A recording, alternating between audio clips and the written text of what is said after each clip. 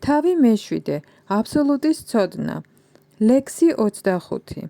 უფალმა შრი კრიშნამ თქვა, მე არასოდეს ვევლინები სულელებსა და უგუნურებს, მათთვის დაფარული ვარ ჩემი შინაგანი პოტენციით, ამიტომ მათ არ იციან, რომ მე უშობელი და უშოცდომო ვარ. განმარტება.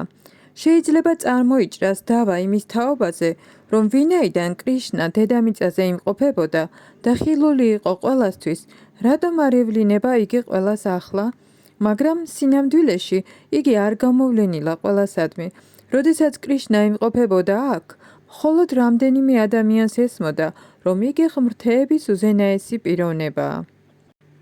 კურუთა შეკრებისას, როდესაც შიშუპალამ წინააღმდეგობა გამოთქვა იმის თაობაზე, რომ კრიშნა აერჩიათ შეკრების წამყვანად, ბhishmam მხარი დაუჭირა უფალს და გამოაცხადა, რომ იგი უზენაესი ღმერთია. სწორედ ასევე პანდავებმაც და კიდევ რამდენიმემ იცოდნენ, რომ იგი უზენაესია, მაგრამ ეს არ იცოდა ყველამ. იგი არ უმჟღავნებდა თავს არაერთგულებსა და უბრალო ადამიანებს. ამიტომ ბჰაგავად გიტაში უფალი ამბობს, რომ მისი წმინდა ერთგულების გარდა სხვებს ადამიანად მიაჩნდათ. იგი ევლინებოდა მხოლოდ თავის ერთგულებს, როგორც მთელი სიამოვნების საუნჯე, მაგრამ სხვებისთვის, უგუნური არაერთგულებისთვის დაფარული იყო თავისი შინაგანი პოტენციით. შრიმად ბჰაგავატამში კუნტის ლოცვებში ნათქვამია, რომ უფალი დაფარულია იოგა მაიას ფარდით და უბრალო ხალხს არ შეუძლია მისი გაგება. ამ ფარდის იოგა მაიას არსებობა დადასტურებულია იშოპანიშადშიც, მანტრა 15, სადაც ერთგული ლოცულობს.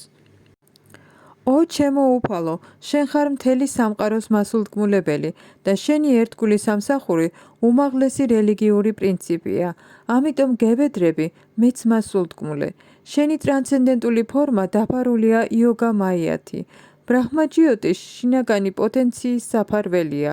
გთხოვ, მოიცილე ეს კაშკაშა სხივები, რომელიც ხელს მიშლის ვიხილოს შენი საჩჩიდ ანანდა ვიგრაჰა, ნეტარებისა და ცოდნის შენი მარადიული ფორმა.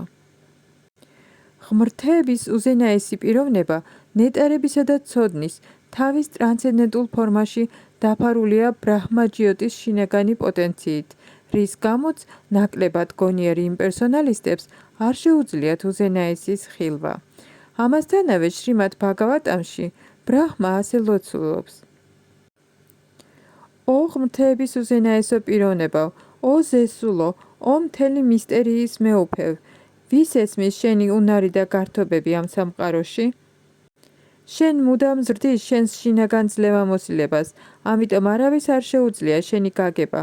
განათლებულ მეცნიერებსა და განათლებულ სწავლულებს შეუძლიათ გამოიკვლიონ მატერიალური სამყაროს ატომარული აღნაგობა, ან პლანეტათა ატომარული აღნაგობაც კი, მაგრამ არ შეუძლიათ შენი ენერგიისა და პოტენციის გამოანგარიშება, თუმცა შენ მათ წინაშე დგეხარ.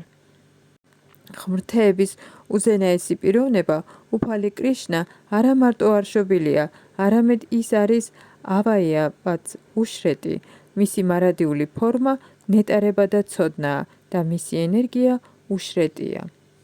ლექსი 26. ო არჯუნა, როგორც ღმრთების უზენაესმა პიროვნებავ, მე ვიცი ყველაფერი, რაც მომხდარა წარსულში, ყველაფერი, რაც ხდება აწმყოში და ყველაფერი, რაც უნდა მოხდეს. მე აგრეთვე ვიცნობ ყოველ ცოცხალ არსებას, მაგრამ მე არავინ ვიცნობს. განმარტება. აქ გარკვევით არის დასაბუთებული საკითხი პიროვნებასა და უპიროვნობაზე.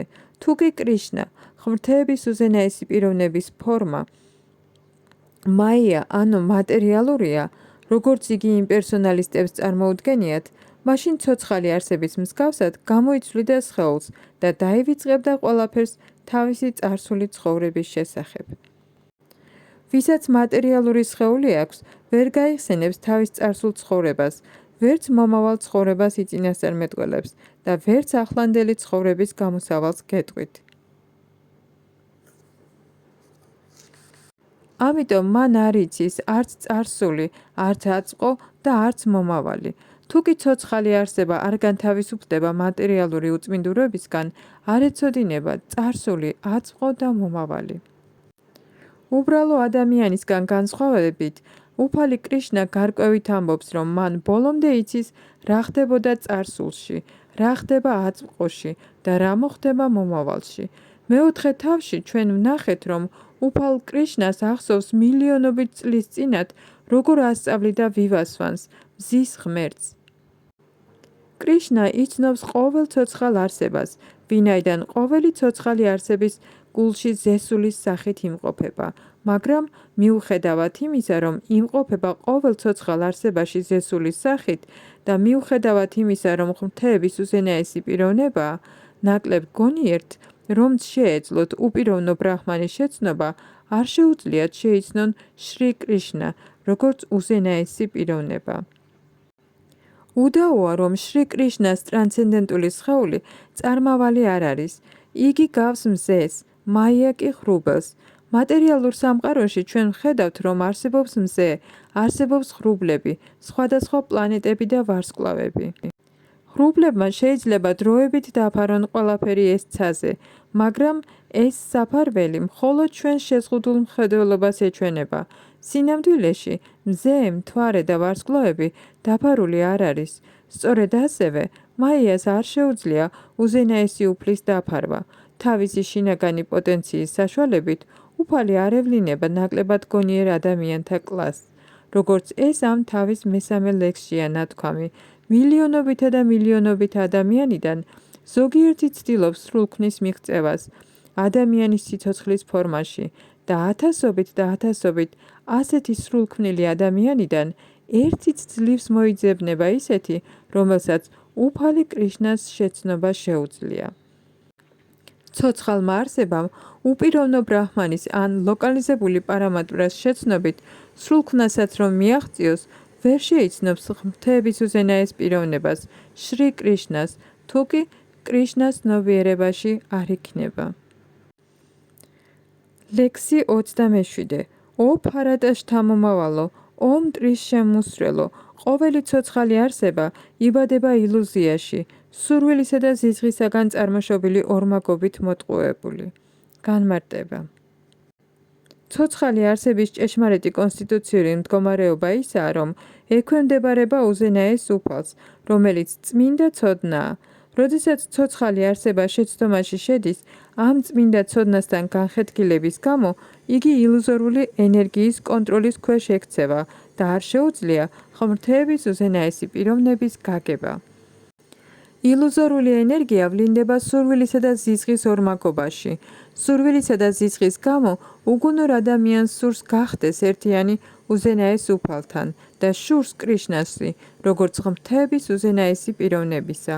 წმინდა ერთგულებს, რომლებიც არ ტყუვდებიან, ანუ არ იბილწებიან სურვილითა და ზიზღით, ესმით, რომ უფალი შრი კრიშნა ევლინება საკუთარი შინაგანი პოტენციების საშუალებით. მაგრამ ისინი, ვისაც ატყუებთ ორმაგობა და უმეცრება, თვლიან, რომ ღმრთების უზენაესი პიროვნება მატერიალური ენერგიებით არის შექმნილი. ეს მათი უბედურებაა. ასეთი მოტყუებული ხალხი სიმპტომატურად ცხოვრობს ისეთი ორმაგობებით, როგორიცაა სირცხვილი და პატივისცემა, ტანჯვა და ბედნიერება, ქალი და კაცი, კარგი და ცუდი, სიამოვნება და ტკივილი და ასე შემდეგ. თვლიან რა, ეს ჩემი ცოლია, ეს ჩემი სახლია, მე ვარ ამ სახლის ბატონი, მე ვარ ამ ცოლის ქმარი. ესენი ილუზიის ორმაგობებია. ისინი, ვინც ამგვარად არიან მოტყუებული ორმაგობებით, სულელები არიან, ამიტომ არ შეუძლიათ ღმრთების უზენაესი პიროვნების შეცნობა. ლექსი 28.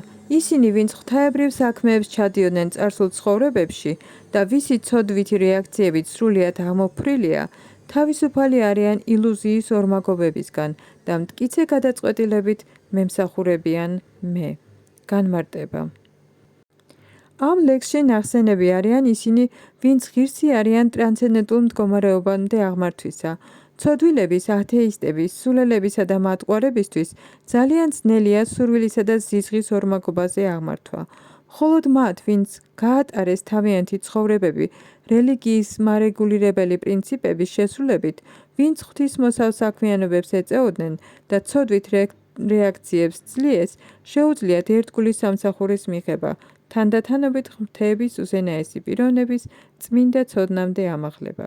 შემდეგ თანდათანობით მათ შეუძლიათ იფიქრონ ტრანსში ღმრთების უზენაეს პიროვნებაზე.